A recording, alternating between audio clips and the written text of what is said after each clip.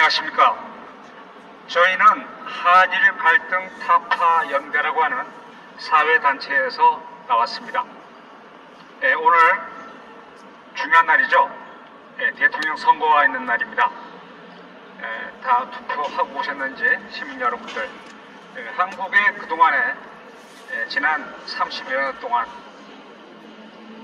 이른바 민주화운동 정권이 들어서서 어떤 사회적인 변화도 있었고, 그 변화 속에는 오히려 사회적인 모순을 양산하는 그런 좋은 년 없는 일들도 많이 있었습니다. 오늘 선거를 통해서 아마도 새로운 변화가 있으리라고 그렇게 전망을 합니다. 제 뒤에 있는 이 동상은 단순히 동상이 아닙니다. 이 동상은 일제 때 강제징용 노동자 동상이라고 하지만, 이 동상은 동상에 그치는 게 아니라 반일 감정을 부추기기 위한 정치적인 상징물입니다. 따라서 지나다니시는 여러 시민들께서 이 동상에 지금 제 뒤에 보이는 이 화환들이 있죠. 민주노총과 한국노총이 갖다 놓은 것입니다. 이 동상은 지금 재판 중에 있는 우리의 조상의 이미지와 부합하지 않는다는 그런 재판 중에 있는 동상입니다. 실제로 이 동상과 유사한 이미지의 아사히카와 신문에 실린 일본인 10명의 사진은 이미 교과서에서 그리고 일제 강제동원 역사관에서 삭제되고 철거됐습니다.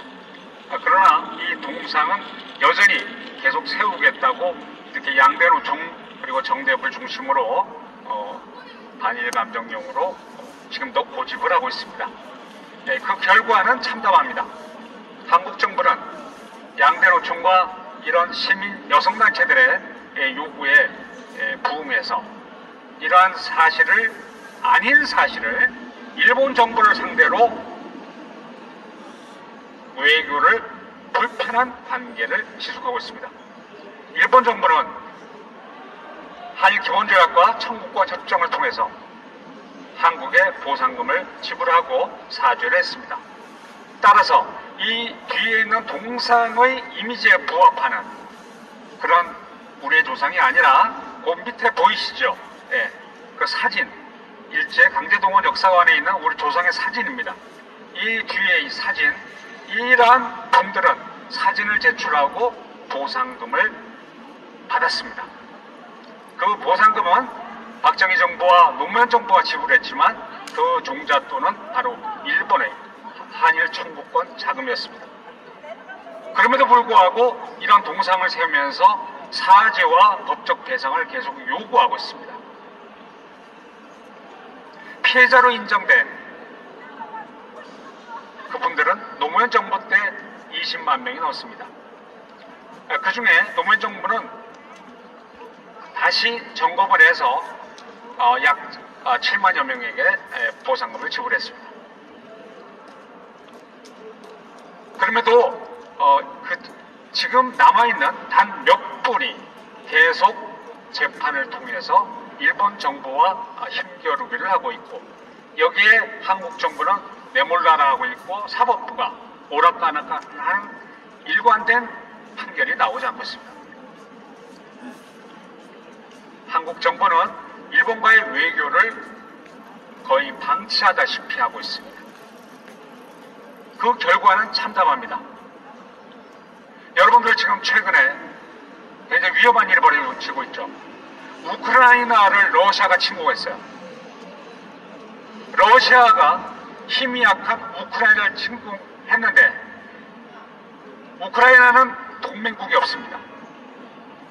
동맹국이 없는 대신에 서방의 물자에 의존해서 지금 전쟁을 치르고 있습니다. 아주 매우 위험합니다. 그럼에도 불구하고 잘 지금 용맹하게 싸우고 있죠. 서방에서는 러시아의 우크라이나 침공을 제3차 세계대전의 전조현상으로 보는 사람들도 많습니다. 매우 위험합니다. 러시아의 푸틴은 독재 정권입니다. 러시아의 푸틴은 어떤 누구도 정할 수 없는 권력을 가지고 있는 일당 독재 정권이 푸틴입니다. 우크라이나 정권은 다당제예요. 그래서 푸틴이 우크라이나를 침공했는데 이 침공을 지금 철수할 명분도 찾지 않고 계속 우크라이나를 공격하고 있습니다. 자, 남의 일입니까? 6.25 때 북한이 한국을 침략했어요. 침략 뒤에 누가 있습니까? 러시아가, 요즘 러시아인데 예전에 소비에트 연방이 있죠. 소련이 김일성이를 뒤에서 조종한 게 있어요. 또 누가 있습니까? 6.25 남침이 일어난 이후에 중국이 가담했죠. 당시에는 중공이라 그랬어요. 그러면 만일 6.25와 같은 참사가 다시 일어나면 한국은 누가 돕습니까? 중국과 러시아가 있고 북한이 함께 남침을 한다면 우리는 누구와 동맹을 할 겁니까? 다행히 한미동맹이 있습니다. 그런데 한미동맹은 한미동맹만으로 작동하지 않습니다. 미국과 일본이 동맹을 맺고 있습니다. 따라서 태평양을 사이에 두고 미국은 일본과 한국과 더불어 동맹관계를 맺고 있습니다. 유사시에 한반도가 위험해지면 우리는 한미일 삼각동맹으로 이 나라를 방어해야 됩니다. 우크라이나처럼 동맹국이 없는 가운데 나홀로 전투를 할 수 없습니다. 그런데 이런 동상을 갖다 놓고 일본과 적개심을 불러일으키면서 한미 동맹을 약화시키고 파괴하려는 움직임이 진행되고 있습니다. 이미 지금 오늘 대통령 선거잖아요. 대통령 선거에 나온 모 후보는 일본을 적성국가라고 얘기하고 있습니다. 일본을 적성국가라고 얘기하면 한미 동맹마저도 위험하게 된 겁니다. 그러면 안보가 없는 나라가 어디 있습니까? 국방을 튼튼히 할 때 경제도 있는 거예요. 이런 절체절명의 상황이 우크라이나에서 벌어지고 있고 이러한 현상은 바로 한반도에도 예외가 아니다. 그런 말씀이에요. 이 뒤에 동상은 단순히 동상이 아니라 일본을 적개심을 부추기는 한국민을 우민화시켜서 오늘날의 일본을 마치 아시아 태평양 전쟁 당시 일본 제국주의 침략자들과 동일하게 여기는 이런 음모가 들어있는 동상입니다. 이 동상은 동상이 아니에요. 이 동상은 일본을 적개심 그리고 미국을 적개심을 부추기는 바로 그러한 정치적인 상징물입니다. 그럼 왜 이런 동상을 만들까요? 예, 민노총, 한국노총, 정대협 이런 자들이 역사적 근거가 없는 이런 불쌍한 굶어 죽는 이런 이미지의 동상을 만들어서 자신들의 이른바 주사파 세력을 확장하는 데 이 동상을 이용하고 있습니다. 이 동상은 불법으로 세워졌어요. 불법으로 세워진 이 동상을 한국 정부는 철거하지 못하고 있어요. 이들에게 한국 정부는 굴복하고 있는 겁니다. 우리는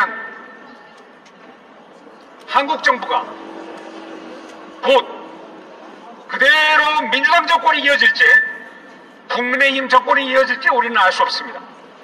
그러나 새로운 정권이 들어서면 이런 반일 적개심을 불러일으키는 상징물과 그러한 외교 정책은 모두 폐기해야 합니다.